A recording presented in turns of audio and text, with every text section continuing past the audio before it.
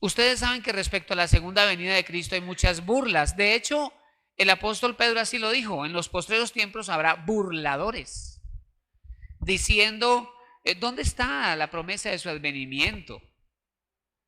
Eso lo dicen hace muchos años y aparecerán, dice la Escritura. Entonces eso no debe tomarnos por sorpresa.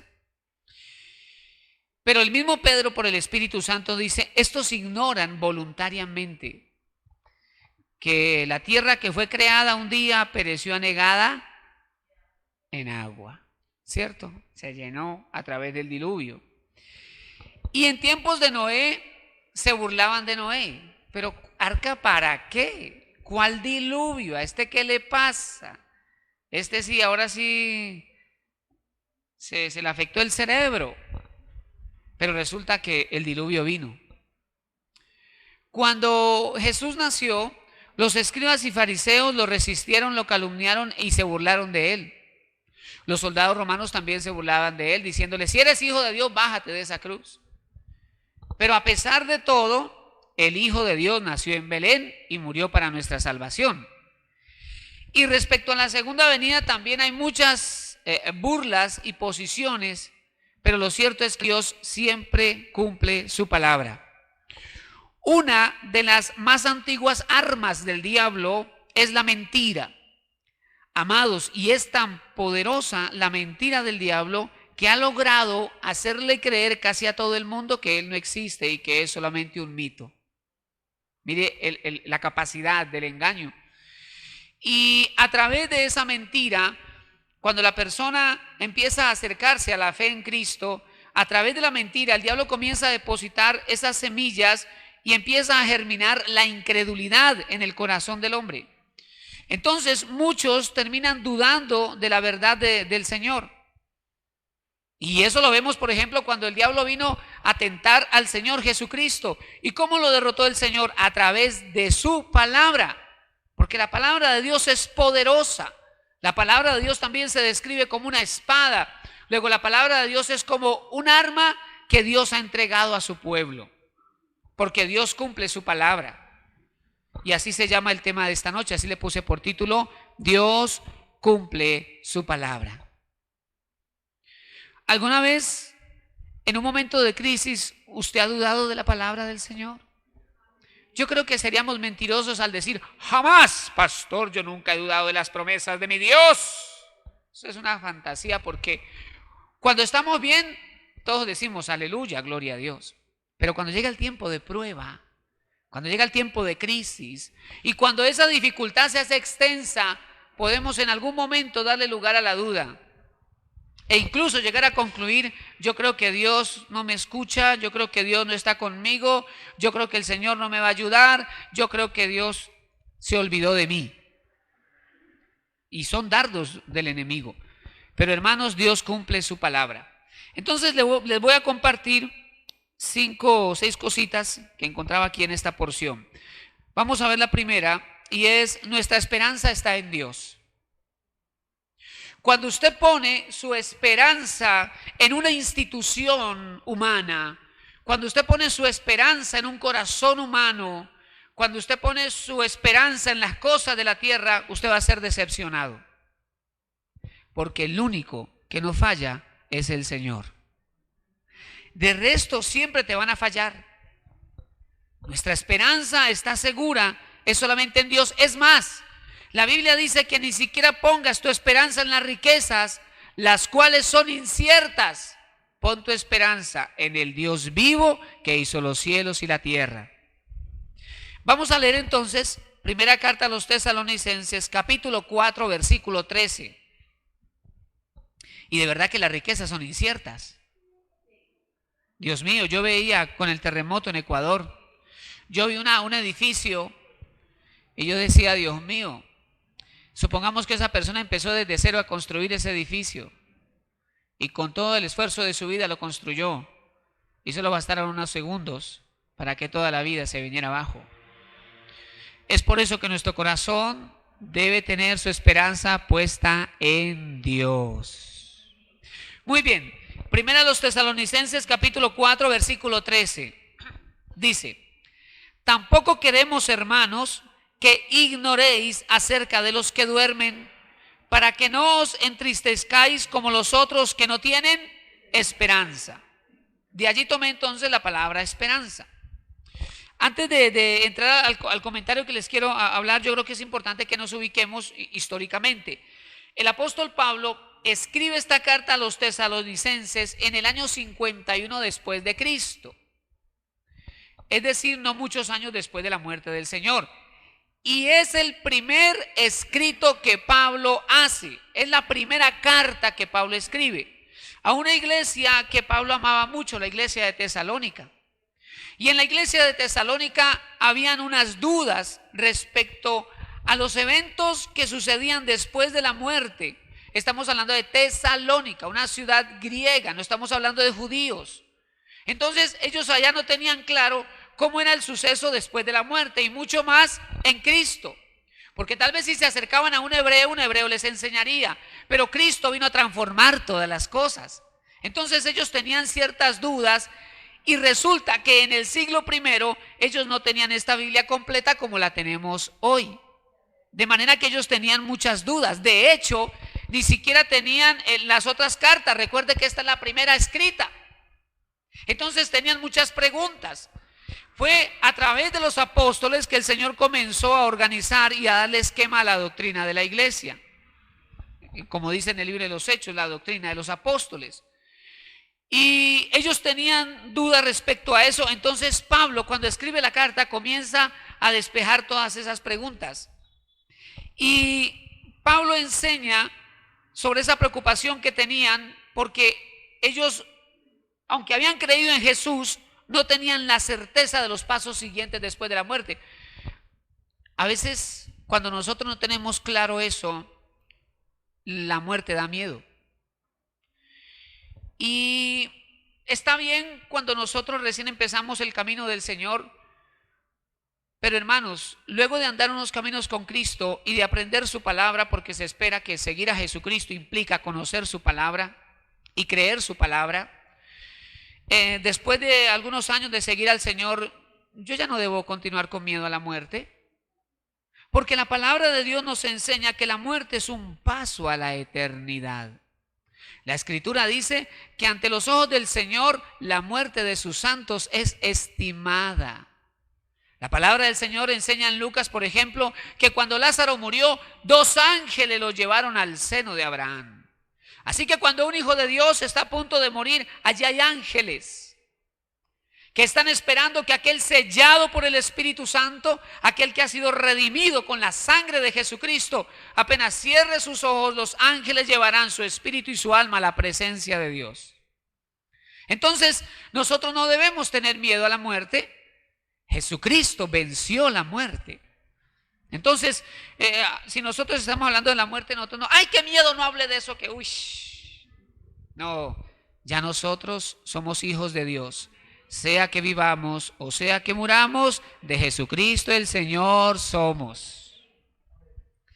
De manera que por eso Pablo les dice, no os entristezcáis como los otros que no tienen esperanza. ¿Qué frase tan importante para los creyentes, pero tan dura para los que no tienen esperanza?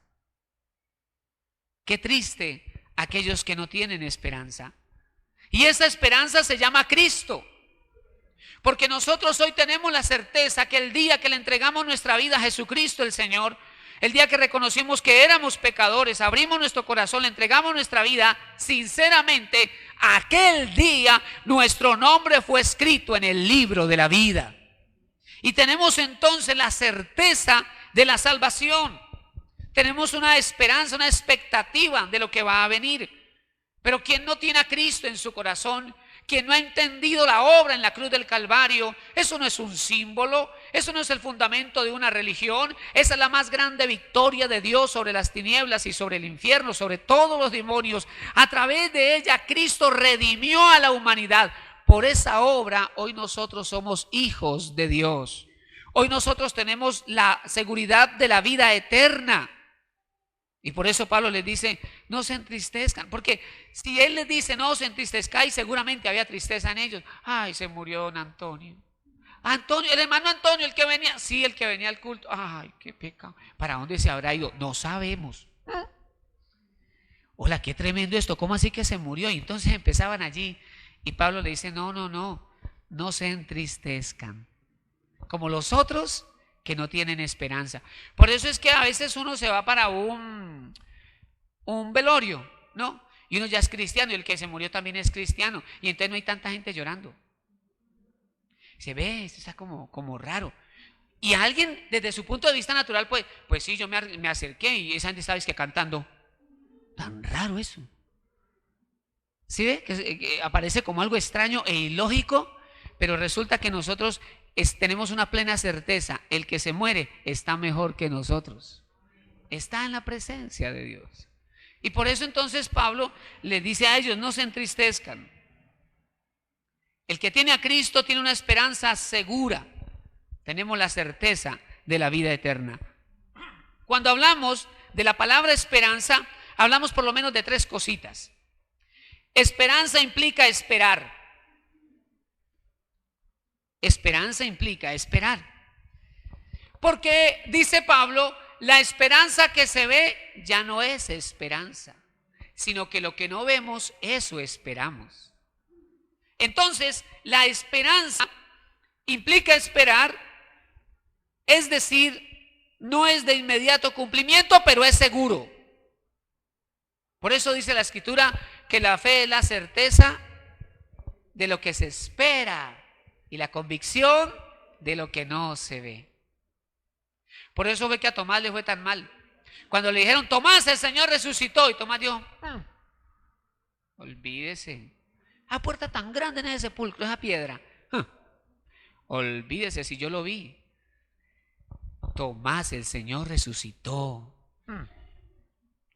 Y luego cuando estaban reunidos, el Señor se les apareció allí.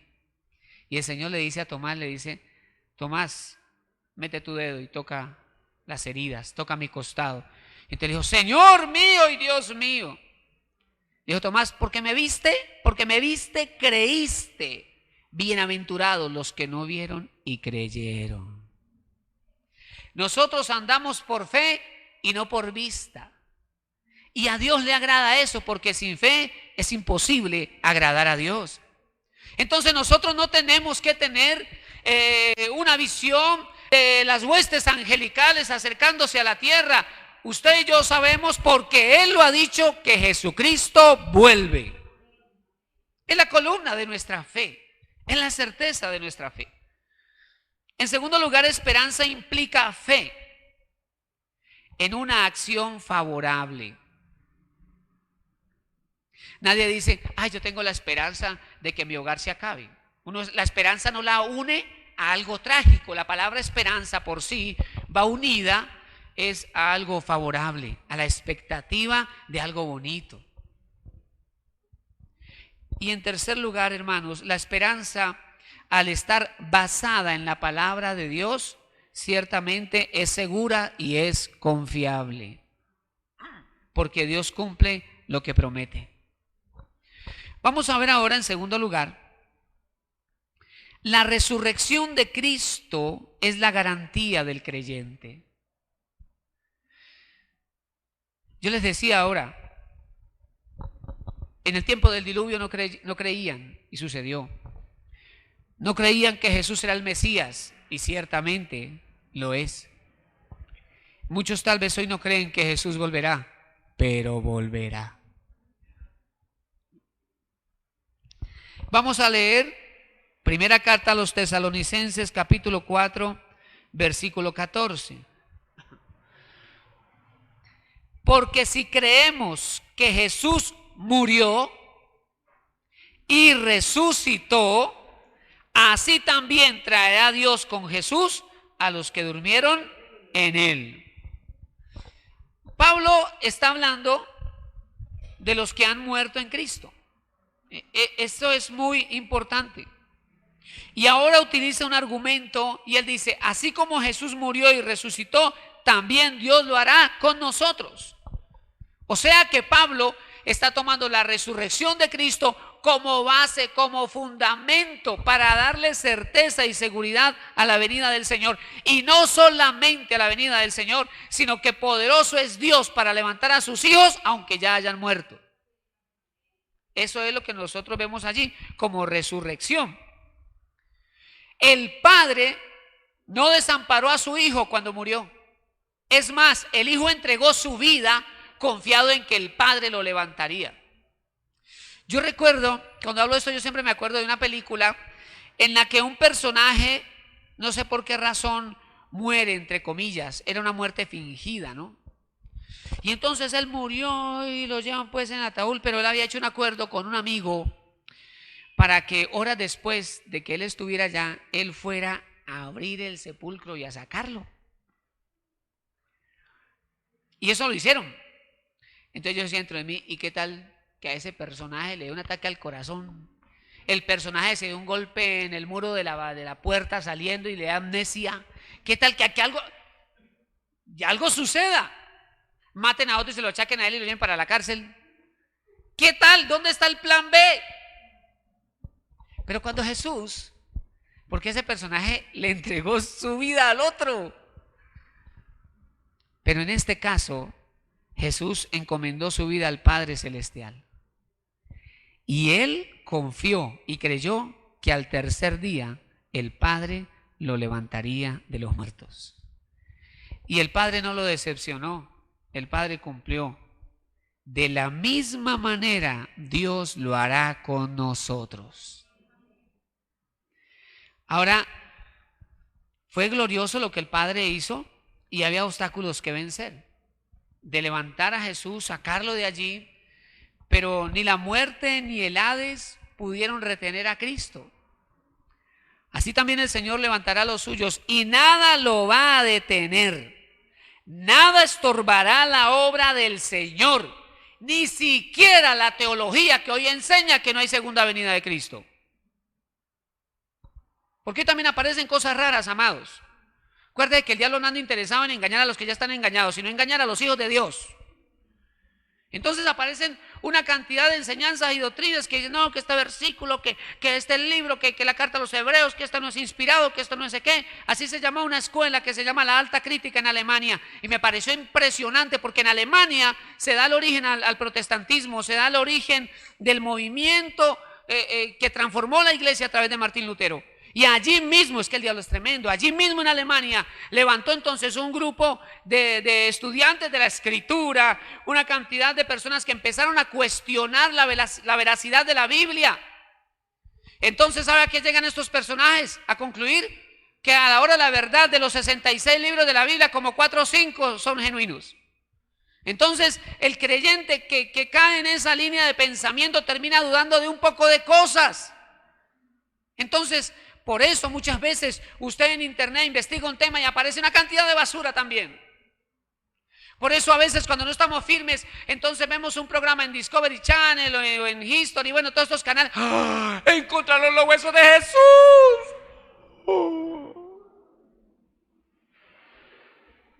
Encontraron el segundo evangelio de Mateo.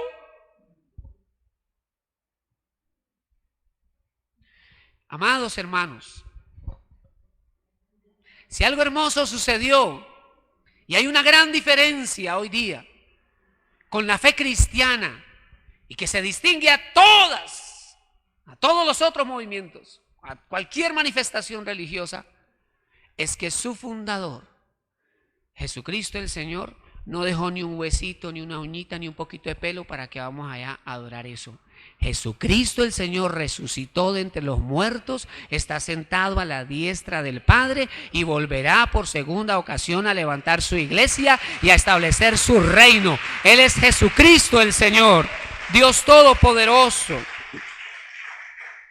Y por eso la Biblia dice, y cuando yo estaba organizando la enseñanza decía, Dios mío, por eso la misma Biblia dice, ni la muerte, ni la vida, ni principado, ni potestades, ni lo alto, ni lo profundo, ni el segundo cielo, ni el abismo, nada nos podrá separar del amor de Dios que es en Cristo Jesús. Y lo que Él se ha propuesto con su pueblo ciertamente lo hará. Y así como levantó un día a Enoc, así como levantó un día a Elías, el Señor Jesucristo levantará a su iglesia. porque Dios es fiel y Dios cumple su palabra. Vamos entonces ahora al punto número 3. La palabra de Dios es veraz y eterna. La palabra del Señor permanece para siempre. Pero también esa palabra es veraz, está llena de verdad. Leamos por favor primera carta a los Tesalonicenses, capítulo 4, vamos a leer el versículo número 15.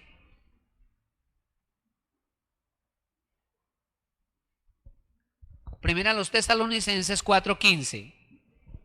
Dice, me llamó la atención esto, leámoslo y luego reflexionamos. Verso 15. Por lo cual os decimos esto en palabra del Señor, que nosotros que vivimos, que habremos quedado hasta la venida del Señor, no precederemos a los que durmieron. Detengámonos un momentico allí, porque estamos viendo así como versículo por versículo en ese párrafo. Cuando Pablo dice, os decimos esto en palabra del Señor, él usa esa frase porque él quiere darle certeza, seguridad, veracidad a lo que va a decir. Por eso dice, os decimos esto en palabra del Señor. Esto, lo que les voy a decir es palabra de Dios. O sea, que lo que Pablo va a expresar tiene fundamento en Dios mismo. Entonces, puede ser, es un quizá, tal vez en la iglesia había algunos que no creerían lo que iba a enseñar. Y eso es paradójico, hermanos. Eso es triste, pero es real. Podemos encontrar muchos incrédulos en el pueblo llamado a ser creyente.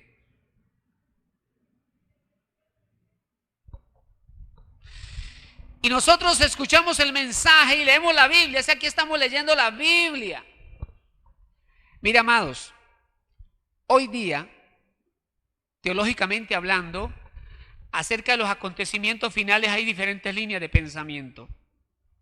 Entonces, si uno sigue la corriente del teólogo A, entonces se confunde con el B, y el C dice que no sé qué, y el D lo deja uno ya sin cabello, y entonces uno dice, ¿cómo es la cosa? Pero resulta que uno de los principios de este hermoso libro es que no fue escrito para los más doctos, fue escrito para todos los seres humanos. Entonces, ¿qué es lo que yo necesito? Sentarme con un corazón sencillo y humilde, un corazón enseñable, y permitir que el Espíritu Santo sencillamente nos enseñe lo que ya está escrito. Entonces no tenemos que darles tanta vuelta, simplemente es creer la palabra del Señor. Pablo está explicando como el orden del levantamiento. Y por eso él dice, los que estemos vivos. Yo les he compartido a ustedes que Pablo tenía una equivocación en su apreciación. Pablo pensaba que él estaría vivo cuando el Señor viniera. Recordemos que fue la primera carta, año 51. Cuando él escribe la última carta en su vida, en el año 66, lleva unos 15, 16 años de espacio entre esta primera y la última, que es la segunda carta a Timoteo. Entonces ya él dice, no, yo ya acabé la carrera, he guardado la fe, me está guardada la corona, yo me voy, también el Señor premiará a todos los que vengan después. Es decir, él ya sabe que en su vida no vendrá el Señor. ¿Y por qué, pastor, eso así? Porque es que todos vamos aprendiendo, todos estamos aprendiendo en el Señor. Y hay cosas que nosotros decimos ahora y estamos completamente seguros de eso, porque es lo que alcanzamos a ver. Pero en la medida que caminamos con el Señor, cada vez como que nos acercamos un poquito más a Él, y como Él es luz, su luz nos deja ver cosas nuevas, entonces aprendemos cosas maravillosas y nuevas. ¿No es que a veces nosotros queremos imponer cosas porque así creemos, pero estamos más equivocados? ¿No le ha pasado? Claro que sí. Muy bien, vamos al punto número 4. Este punto número 4 me encanta, me gusta mucho por la figura que hay aquí. Primera a los Tesalonicenses 4:16. Porque el Señor mismo, ¿quién? El Señor mismo. Vamos al punto 4, mantener un oído sensible es fundamental. ¿Qué produce sordera? Un golpe, puede ser, ¿cierto que sí? Un golpe. No limpiarse los oídos. No limpiarse los oídos. Otra cosa que nos puede impedir escuchar, los factores distractores. Eso sí que es difícil, hablar con 3 personas al mismo tiempo, ¿cierto? Cuando cada uno habla. A lo último uno dice, cállese. Vea, hábleme uno por uno. Espere usted, primero usted. Sí, porque nosotros tendríamos entonces unos 3 pares de oídos y los podíamos mover así, entonces cada uno escucha. No, Dios no nos hizo así. Entonces nosotros tenemos que concentrarnos en oír. Oír es fundamental. Claro que nosotros somos muy dados a hablar, ¿cierto? Bueno, más las mujeres que los hombres. Y no se sientan ofendidas. Yo les he enseñado que por diseño de Dios, la mujer puede hablar 3 veces más que el hombre. La hermana es que, y más, pastor, y más. Pero eso está comprobado científicamente, así como el hombre en promedio tiene más sangre que la mujer, su estructura ósea es más fuerte, bueno, etcétera. Hay diferencia entre el hombre y la mujer. Entonces, vamos a leer verso 16. Porque el Señor mismo, a mí me gusta eso y me gusta cómo Pablo lo escribe, Él mismo, el Señor mismo, con voz de mando, con voz de arcángel y con trompeta de Dios, descenderá del cielo y los muertos en Cristo resucitarán primero. Deténgase allí porque ese evento es tan importante para la iglesia, es tan importante que es la razón de nuestra esperanza, que seremos levantados. Y por eso Pablo revela eso. Hay varias cosas que vamos a bosquejar, digamos, aquí en este punto. Lo primero es que la Biblia nos dice, el Señor mismo vendrá. Y me pareció muy hermoso porque Él no va a enviar un arcángel, Él no va a enviar un mensajero a recoger a su novia, sino que el novio viene él mismo a recoger a su prometida. Cuando la Biblia enseña, cuando un hombre se iba a casar, entonces lo que ese hombre hacía era enviar una muestra de sus riquezas a la familia, padres de la novia. Es por eso que cuando estaban escogiendo la esposa para Isaac, entonces el mensajero llegó allá y cuando la identificó por guianza de Dios que era ella, entonces le puso aquí un brazalete de oro, una nariguera, bueno, cosas así, un collar. Y ella llegó a la casa y le dijo, ¿qué es eso? ¿Usted qué hace con todo? No, que es que viene un mensajero con una cantidad de oro que quiere hablar con usted. Ah, que siga. Y llegó, dice la escritura, con varios asnos y burros y cargados de riquezas. Entonces ellos dijeron, Dios mío, mija, ¿cómo no? Pero al final los padres respetaron la decisión de ella y le dijeron, mija, ¿y usted se quiere ir? Y ella dijo, ¿cómo no? Le entregaron como 2 o 3 muchachas, compañeras, y ella se fue. Miren esto, por favor, escuche esto. Antes de la novia encontrarse con él, ella primero recibió tesoros. Antes de nosotros, como novia del Cordero, hemos recibido tesoros. El Espíritu Santo nos fue dado como arras, como garantía. Los dones del Espíritu, la revelación de la palabra, experimentar lo sobrenatural de Dios. Esos son los tesoros. La muestra de las riquezas que te esperan, iglesia, en el cielo. Ahora, la boda judía se demoraba tantos días como plata tuviera el papá del novio. Imagínate la de nosotros arriba. ¿Cómo nos vamos a perder eso, hermano? No, que el Señor nos ayude y no nos podemos perder eso. Por eso este es un mensaje esencial para nosotros como hijos de Dios, esencial para la iglesia de Jesucristo. Es vital para la iglesia del Señor. Y más aún cuando la Biblia dice que Él mismo vendrá. Y Él viene por una iglesia, dice la palabra del Señor, que Jesucristo se entregó por ella para presentársela a sí mismo. una iglesia gloriosa, una iglesia llena de gloria, una iglesia sin mancha, es decir, sin pecado, una iglesia sin arruga, es decir, sin religión, sin tradición, sin rutina, sin una iglesia en el Espíritu. Cuando Cristo y la iglesia se encuentren, eso va a ser maravilloso.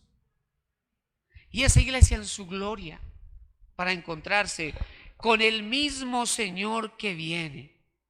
Por eso, amados, tenemos que mantenernos preparados, porque a la hora que no pensemos, el Señor vendrá. Yo pensé que iban a decir amén. En segundo lugar, el versículo nos dice, con voz de mando y con voz de arcángel. Esas son dos cosas diferentes. La primera frase, con voz de mando, nos habla o destaca la autoridad como Señor y dueño. Cristo es el Señor. Es decir, Él tiene el gobierno sobre todas las cosas y dueño porque Él nos compró a precio de sangre. Así que el Señor habla con poder y autoridad. Y cuando dice con voz de arcángel, lo más probable es que el Señor convocará a su iglesia a través de un arcángel que llamará a su pueblo. Y lo hará a través de una trompeta. Ahora, ¿por qué Dios no llama a un ángel? ¿Por qué Dios no llama a un querubín? ¿Por qué Dios no llama a un serafín? Porque la Biblia nos habla de arcángel. La palabra arcángel es una palabra compuesta. A-R-C, arc. Es un prefijo en griego que significa principal, jefe o uno que lidera. Entonces, cuando hablamos del arcángel, estamos hablando de los generales del ejército de Dios. Esos arcángeles, cuando hablan por dirección del Señor, las huestes angelicales se reúnen para cumplir con la misión que Dios les delegue. Entonces son ángeles con una voz y una autoridad de convocatoria. Y entonces el arcángel tomará una trompeta, porque ellos están delegados para dirigir, para hacer cosas multitudinarias en las huestes celestiales. Es por eso que Apocalipsis nos dice que peleaban, eso está en Apocalipsis 12, que peleaba Miguel y sus ángeles y el diablo y sus ángeles. Pero estos no prevalecieron, sino que fueron arrojados del cielo, porque el diablo siempre pierde. Ese sí es torpe, pero insistente. Él cree todavía que puede ganar. Yo por eso siempre considero, ¿qué pastor? ¿Cómo está? Bien, del lado ganador. Estamos con Él. Estamos con Él. Ahora, en el pueblo de Israel hacían sonar la trompeta. En el libro de Números el Señor mandó a hacer unas trompetas de plata. Y en la Biblia la plata significa redención. Porque con plata era que compraban a los esclavos y los libraban de las manos del que los tenía cautivos. Entonces el Señor mandó a hacer unas trompetas de plata, y estas trompetas, cuando estaban en el desierto, ellos las tocaban y tenían un número de toques y una extensión de toque especial de acuerdo a la convocatoria que se quería hacer. Voy a dar un ejemplo, porque en este momento no recuerdo específicamente, pero si por ejemplo sonaba una vez, todo el pueblo sabía que ese solo toque significaba ir a la puerta del tabernáculo, porque se daría a conocer una nueva ley de Dios, un nuevo ordenamiento. Si lo tocaban, por ejemplo, 2 veces, significaba guerra. Todo el mundo tenía que sacar sus armas y ir a formar allá, porque había que ir a enfrentar al enemigo. Si la tocaban 3 veces, significaría tal vez desarmar las tiendas y los encargados ir a recoger el tabernáculo para empezar su camino por el desierto nuevamente. Entonces la trompeta era tocada de acuerdo a la necesidad. Y ellos tenían su oído ejercitado para discernir cuál era el toque y qué había que hacer. Cuando el cristiano se aleja de Dios, su oído se vuelve sordo. Y el peligro es que cuando suene la trompeta, no la discierna, no la escuche. Cuando usted viene a culto, usted está recibiendo la bendición de desarrollar un oído sensible, porque por su gracia Él está usando esta trompeta para hablarle a usted. Entonces usted está ejercitando, pero esa no es la única manera. Usted tiene que ir a su casa, en su cuarto, en su tiempo de oración y hablar con Dios y guardar silencio para captar lo que el Espíritu quiere decir, porque es necesario desarrollar un oído sensible. Porque, hermanos, un día la trompeta sonará.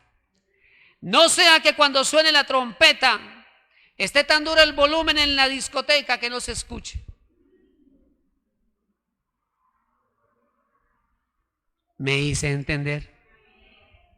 En quinto lugar, el Señor levantará a su iglesia. Ciertamente. Primera carta a los Tesalonicenses, capítulo 4, versículo 17.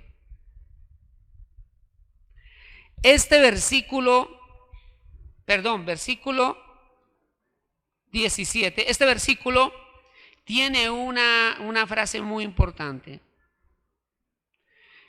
Perdón, quiero leer la última frase del 16. Acompáñenme a leer la última frase del versículo 16, que dice: y los muertos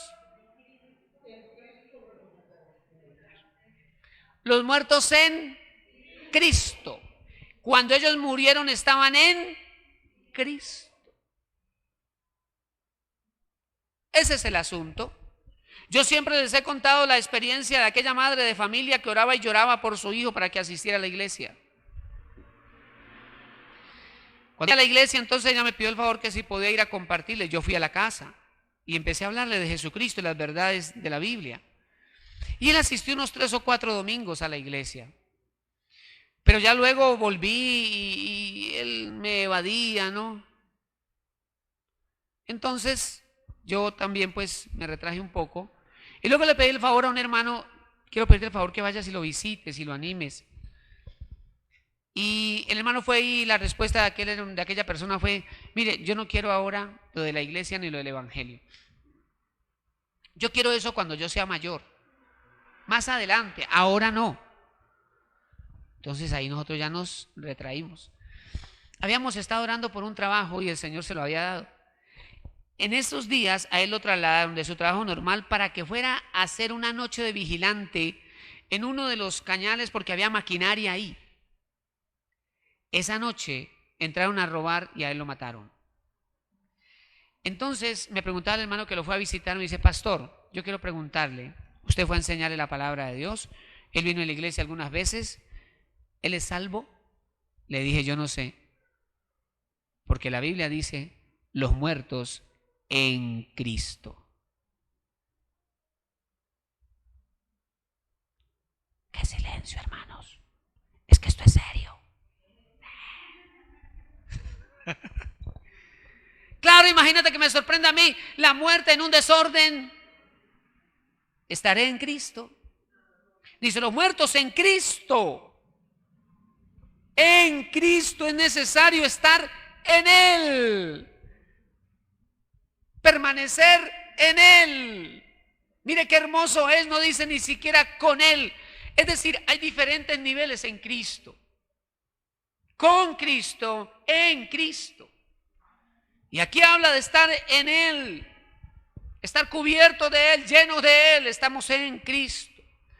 Pero ahora el versículo 17, leámoslo por favor. Verso 17. Luego nosotros, después de que los muertos en Cristo resucitan, verso 17 dice: luego nosotros, los que vivimos, los que hayamos quedado, seremos arrebatados. Y si la Biblia dice que seremos arrebatados, yo lo creo. Punto. No más. Así de sencillo es. Seremos arrebatados juntamente con ellos en las nubes. ¿Usted se puede imaginar cómo es eso? Usted está en su vida normal. Usted dice: ay, gloria a Dios por este nuevo día. El mundo un tanto conmocionado, pero usted se levantó, salió el sol y es un buen día. Usted dice: hoy tengo que hacer esto, aquello. Ora al Señor, pone todo en las manos de Dios para emprender su día. Y de pronto el Señor. La palabra arrebatar allí es un término griego que está de una manera intensiva y que significa como zarpazo. O sea, uno va a hacer que despacio que usted. Por eso dice Pablo en la carta a los Corintios: en un abrir y cerrar de ojos. No dice serás arrebatado. Aquí dice arrebatado, allá dice recibirás un cuerpo glorificado. En un abrir. En el momento en que tú recibas el cuerpo glorificado, vas a recibir una capacidad para entender las cosas espirituales de una manera impresionante. Y entonces serás levantado. Y nos encontraremos en las nubes. Eso va a ser glorioso. Eso va a ser. Usted como esos paisajes en las nubes y cuando uno puede desde el avión mirar allá el tendido y no para una alfombra de algodón. Y dice, wow, la primera vez que yo tuve oportunidad de ver eso y el sol sobre el, yo decía, uy, ¿qué es eso? Y me dio una cosa por aquí. Maravilloso. ¿Tú te puedes imaginar cuando nos encontremos allá? ¡Qué hermano! Aquí estamos, hermano. Gloria a Dios. Y el hermano Antonio, no sé. No, mentira, Antonio también va a estar ahí con nosotros y no que no lo vamos a ver. Pase. Pero la Biblia dice, nos encontraremos en las nubes para recibir al Señor en el aire. Eso para mí es lo más glorioso. No es el cuerpo glorificado, no es el arrebatamiento, es el encuentro con el Cristo que dio su vida por nosotros en la cruz. Encontrarnos con Él. Y finalmente el versículo 17 termina diciendo, y así estaremos siempre con el Señor.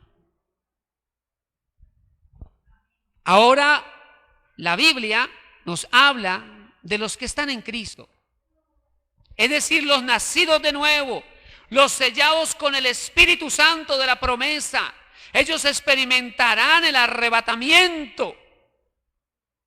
Los sellados con el Espíritu Santo de la promesa. Porque eso la Biblia habla de que el Espíritu Santo también es un sello.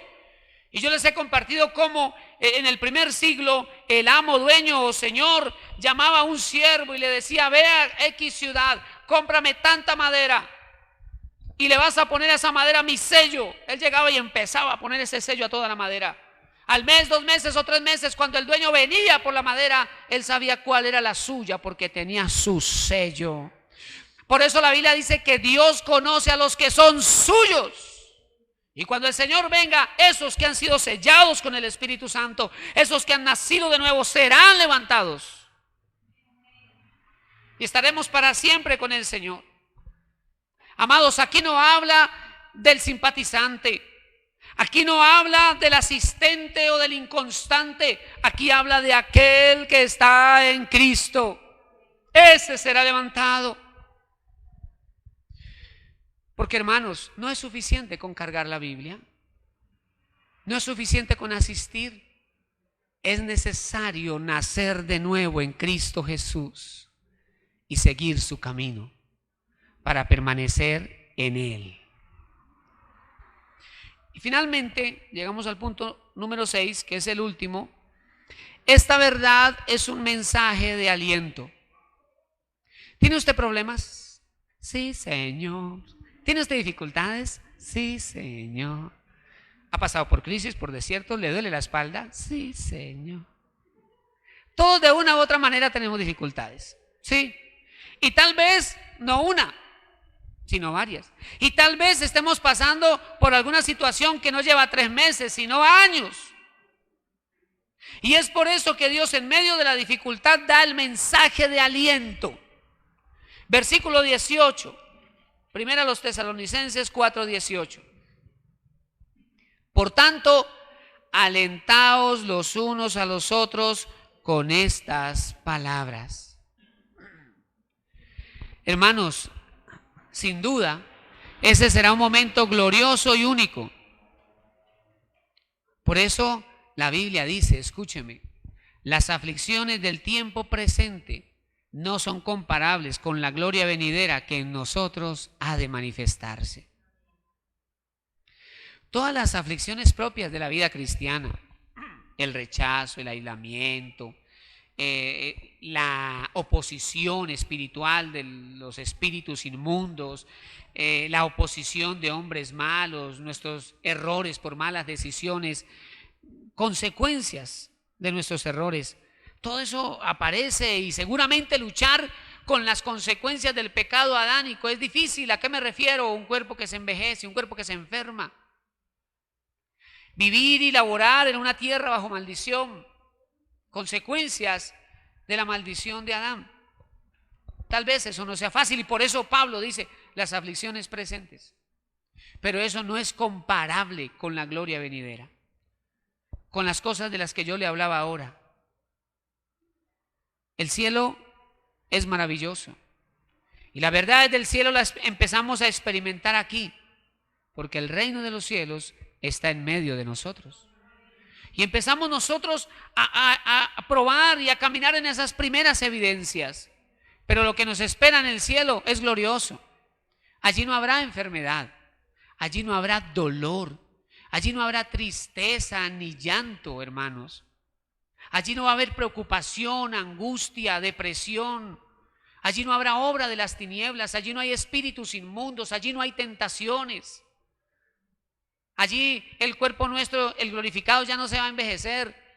Tampoco va a tener que ir a que le hagan cirugías y demás. Es un cuerpo glorificado.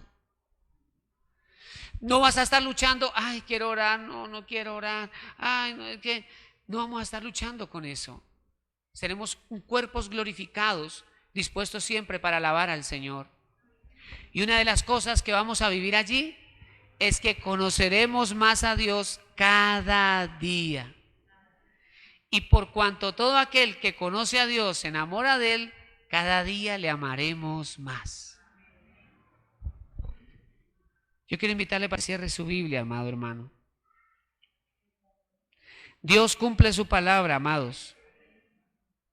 Dios cumple su palabra y el Señor volverá.